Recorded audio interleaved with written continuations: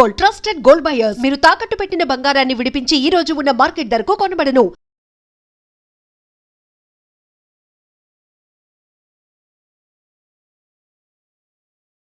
నమస్కారం, welcome to I dream. ధర్మ మార్గం విత్ విజిత కార్యక్రమానికి స్వాగతం. ప్రస్తుతం మనతో పాటు ఉన్నారు ప్రముఖ ఆధ్యాత్మికవేత్త, పూర్వపు యాదగిరిగుట్ట అర్చకులు, ఆంధ్ర ఉపన్యాసకులు డాక్టర్ సందుగు కృష్ణమాచార్యుడు గారు. ఇప్పుడు వారితో మాట్లాడి మరిన్ని మంచి మంచి విషయాలు అడిగి తెలుసుకుందాం. నమస్కారం అండి. అందరికీ శుభాకాంక్షలు, ఆశీస్సులు. మనం మామూలుగా భగవంతుడు అంటాం, ప్రతి కదలికలో ఆయన స్మరిస్తూనే ఉంటాం. అసలు భగవంతుడు అంటే ఎవరు అనే ఒక క్వశ్చన్ కనుక వస్తే ఎవరని చెప్పొచ్చు? ఎవ్వరు అని చెప్పటానికి ముందు తల్లిదండ్రే భగవంతులు. మొట్టమొదట తల్లి తండ్రే భగవంతు. కనపడే దైవాలు, కనపడే దైవాన్ని ఎవరు చూచారు? ఎవరు చూచారు దైవాన్ని? నిజంగా చూచిన వాళ్ళు ఉన్నారా? శాస్త్రాలు, పురాణాలు అవన్నీ చెబుతూ ఉన్నాయి. ఈ కలియుగంలో ప్రత్యక్ష దైవం 7 కొండల రాయడు. నిజమే, స్వప్నంలో దర్శిస్తున్నాం, అందరికీ దర్శిస్తున్నాం, అంతే. కానీ ఆ స్వప్నంలో దర్శించిన 7 కొండల రాయిని దైవం అన్నప్పుడు, దేవుడా ఇంతసేపు మా కోసం నిలబడి ఉన్నావు అని కంటి నుంచి దుఃఖం వచ్చిన వాళ్ళు ఎవరైనా ఉన్నారా? ఆయన కాళ్లకు నొప్పులు లేవా? అంత బరువు పూలమాలలు ఎలా మోస్తున్నాడు అనుకునే వాళ్ళు ఉన్నారా? ఉంటే ఆళ్వార్లు దర్శించారు. ఆళ్వార్లు దర్శించారు యోగంలో, ఇప్పటికీ ఉన్నారు. చిన్నజీరి స్వామి లాంటి వాళ్ళు దేవాన్ని దర్శించి వాళ్ళ స్వప్నంలోనో ఎప్పుడునో వాళ్ళు. అందుకే సర్వప్రాణి సేవ. అంత ప్రతి ప్రాణిలో దైవం ఉంది అనుకుంటే ఇంకేం లేదు. దైవం మానుష రూపేణ ఒక్కటి. రెండవది దీనిలోని దైవం ఉందా అని. రాముడే దైవమే. ఇన్ని మత్స్య కూర్మ వరాహ నారసింహ అవతారాలు ఎత్తిన తర్వాత రామావతారం వచ్చేసి తానంతా మనిషిగా నడిచిన తర్వాత కూడా ప్రజలు మారలే. కృష్ణావతారం వచ్చేసి భగవద్గీత చెప్పినా ప్రజలు మారలే. అక్కడ వైకుంఠానికి పోయిన తర్వాత భగవంతుడు హాయిగా ఆ శయ్య మీద పడుకొని శేషశైలు తల్పం పైన పడుకున్న తర్వాత బాధపడుతూ ఉంటే పైనుంచి చూచి శేషుడు గొడుగుగా ఉండి చూచి, స్వామి ఎందుకు బాధపడుతున్నావు ఇంకా అంటే, ఇంకా ప్రజలు మానవులు మారరా అని బాధపడుతున్నప్పుడు అప్పుడు ఆదిశేషుడు ఒక మాట అడిగాడు, స్వామి నువ్వు ఇన్ని అవతారాలు ఎత్తావు కదా, అది మనకెక్కడ దొరకదు, ఒక కథ చెప్తున్నావు. అప్పుడు అడిగితే ఆదిశేషుడు ఏమన్నాడు? వెంటనే, స్వామి మీరు పవర్ ఆఫ్ పట్ట నాకు ఇవ్వండి, నేను పోయి మారుస్తా అన్నాడు. ఆ పవర్ ఆఫ్ పట్టనే భగవత్ రామానుజుడు ఆదిశేష అవతారంగా వచ్చి సర్వమానికి మంత్ర ఉపదేశం చేసి జగదాచార్యులు అయినారు. ఆదిపరాశంకర్లు జగదాచార్యులు, ఇటు భగవత్ రామానుజులు జగదాచార్యులు. ఆచార్యులనే భగవంతుడు. మా సిద్ధాంతంలో భగవంతుడు అనేవాడు ఎక్కడో ఉన్నాడు, ఏంటో ఆ తర్వాత అది వేరు. నారాయణుడే నాకు దిక్కు. ఉత్తనారాయణ మా శ్రీ వైష్ణవులు పొడుగు బొట్టు వాళ్ళ దాంట్లో మీకు ఒకటి గుర్తుంచుకోవాలి, ఇక్కడ అవసరం. రేపు శ్రావణ మాసం కనుక ఉత్తనారాయణ పూజ చేయకూడదు, ఇద్దరిని కలపాలి. అమ్మవారు లేకుండా స్వామి ఉండడు, స్వామి లేకుండా అమ్మ ఉండదు. ఇద్దరు, ఇప్పుడు భార్యాభర్తలు ఎలానో ఇక్కడ అంతే, ఇద్దరు. అందుకోసం ఉదాహరణకు ఒక్క రావణుడు సీతనే కోరాడు, ఏమయ్యాడు? వంశమే నాశనం. శూర్పణఖ రాముణ్ణే కోయింది, చుప్పనాతే అయింది, ముక్కులు చెవులు. కాబట్టి మనకు అవన్నీ అవసరం లేదు. కథలు పురాణాలు అన్నీ విందాం. కాకుంటే ఒకటి ఇక్కడ తల్లిదండ్రిని పూజిస్తే చాలు, ఆ భగవంతుడుగా. దీనికి ఉదాహరణ కూడా నేను చెప్పడం కాదు, మహాభారతంలో ధర్మవ్యాధోపాఖ్యానం ఉంది.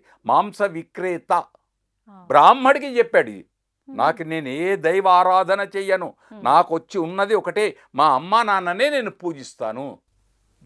మంచి ధర్మవ్యాధోపాఖ్యానం. కనుక మనకు ప్రత్యక్ష దైవాలైనటువంటి తల్లిదండ్రులు గొప్పది. అందుకే మాతృదేవో భవ పితృదేవో భవ. అంతేనా? నువ్వు లేవగానే అరచేతిని చూడు అన్నారు. ఎందుకు? అరచేతిలోనే త్రిమూర్త్యాత్మకమైన శక్తి ఉంది, మొత్తం శక్తి ఉంది, అంతే. అందుచేత అరచేతిని ఇంకోటి నమస్తే ఇట్లా అనొద్దు, ఇట్లానండి. 2 చేతులు కలపండి, అమ్మను అయ్యను ఇద్దరిని కలిపి 2 చేతులతో హాయిగా వందనం. అది నమః అస్తే నమస్తే, నీకు నమస్కారం. దాంట్లో అర్థం నమస్తే అనే దాంట్లో నమః అస్తే నీకు నమస్కారం. కాబట్టి ఆ నమస్కారం ఏంటి? ఇది నమస్కారం, ఇది భారతీయత. 2 చేతులు కలపడం భారతీయత, అది ఉండాలి. ఆ భారతీయతను ఈ చేతులు కొద్దిగా కిందికి దిగి పాదాల దగ్గరికి వెళ్ళాలి. శరణాగతి, నీవే దిక్కు తప్పరం బెరగన్, అలాంటి చాలు, అంతే. పాదాలను ఆశ్రయిస్తే శరణాగతి తల్లిదండ్రి కంటే మించిందేంటి? అవును. అందుకే షష్ఠి పూర్తి నాడు పాద పూజ. ఒక షష్ఠి పూర్తే కాదు, ఎప్పుడైనా బర్త్డే ఫంక్షన్స్ అని చేస్తున్నారు. ఈ పనికిరాని ఈ ఇంత ఆడంబరాలు చేసే బదులు వాళ్ళ పాదాలు కడిగే వాళ్ళు ఉన్నారు, ఇప్పటికీ ఉన్నారు. కోడళ్ళు కొడుకులు ఎందరో ఉన్నారు. ఇంకా దేశంలో చాలా మంచి ఉంది. కాకుంటే అది చేశామనుకో ఎంత ఆనందం.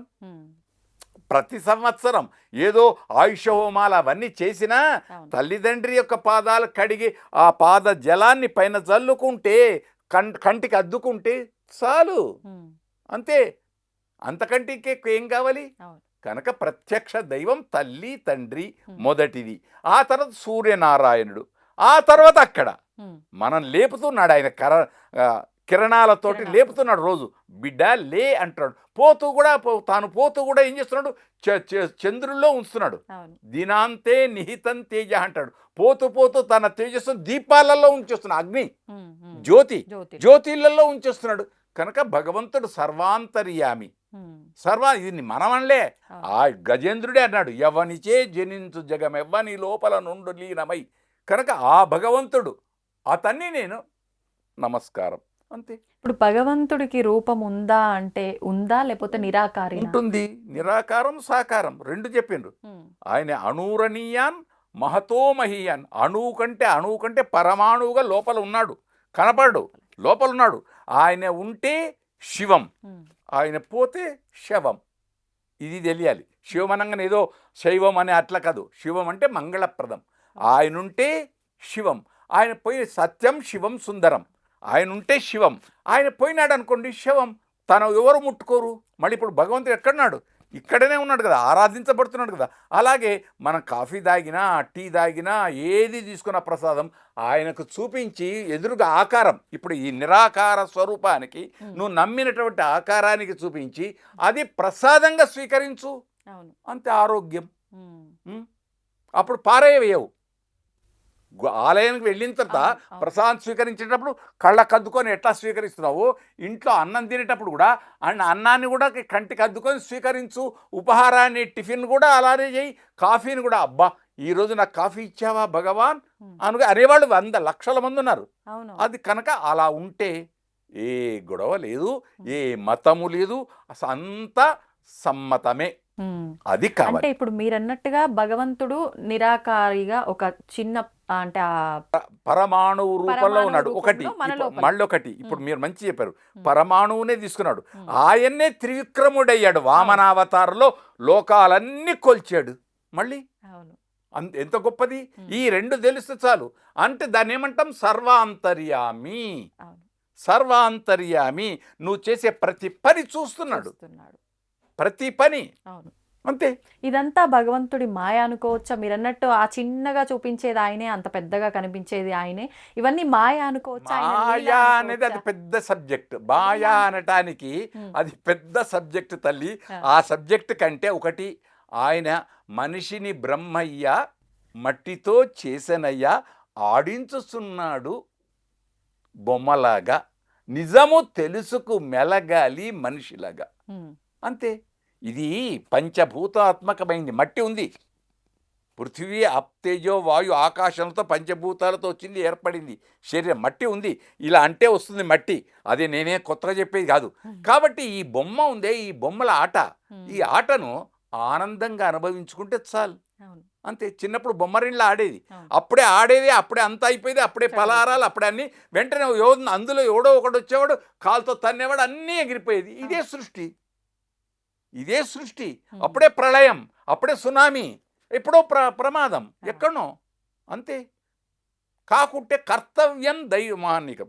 కర్తవ్యం, దేవుడికి ఏ సమయంలో ఏం చెయ్యాలో అది చెయ్యి.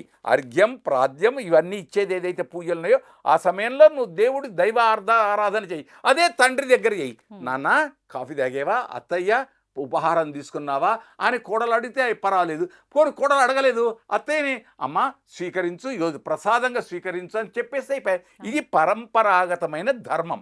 ఈ ధర్మం 3 పావులు 6 కాయలుగా ఆనందంగా వర్ధిల్లుగాక అందరూ.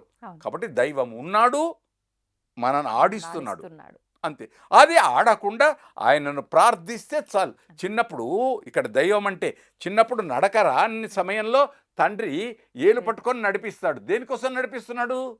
నేను ముసలితనంలో అయినప్పుడు నువ్వు పెద్దవాడివి అవుతావు కదరా, నువ్వు నన్ను పట్టుకొని నడిపించు. ఇప్పుడు ఎంతమంది నడిపిస్తున్నారు? ఉన్నారు. నేను డాక్టర్ నుండి మా నాన్నగారికి 16 మంది డాక్టర్లను పెట్టానండి. ఎన్ని పెట్టినా నువ్వు ఆలింగనం చేసుకొని నువ్వు పైన చేయితో ఇలా అన్నది ఉండదు. ఆ స్పర్శ ఉందే, తల్లి తండ్రి స్పర్శ బిడ్డలకు దూరం అవుతూ ఉంది. అది కాకూడదు. ఇలా చెయ్యేసి నేనున్నాను అంతే. భార్యకు కూడా ఏదైనా ఇబ్బంది అయినప్పుడు డ్యూటీ నుంచి రాగానే అబ్బా ఉదయించి కష్టపడ్డావా అని ఒక్కసారి ఇలా అంటే ఆమె ఎంత ఆనందం. అంతే. ఈమె కూడా ఆయన్ను పొయ్యి వచ్చావు ఎందుకు, ఇగో ఈ కాఫీ తీసుకో అని ఈమె కూడా ఆయన మీద చెయ్యేసేసి అన్యోన్యం ఇచ్చిపుచ్చుకోవడం అంతే. అందుకే అన్యోన్య అలంకారం అని శాస్త్రం ఉంది. త్రియామ శశినాభాతి శశిభాతి స్త్రియామయ.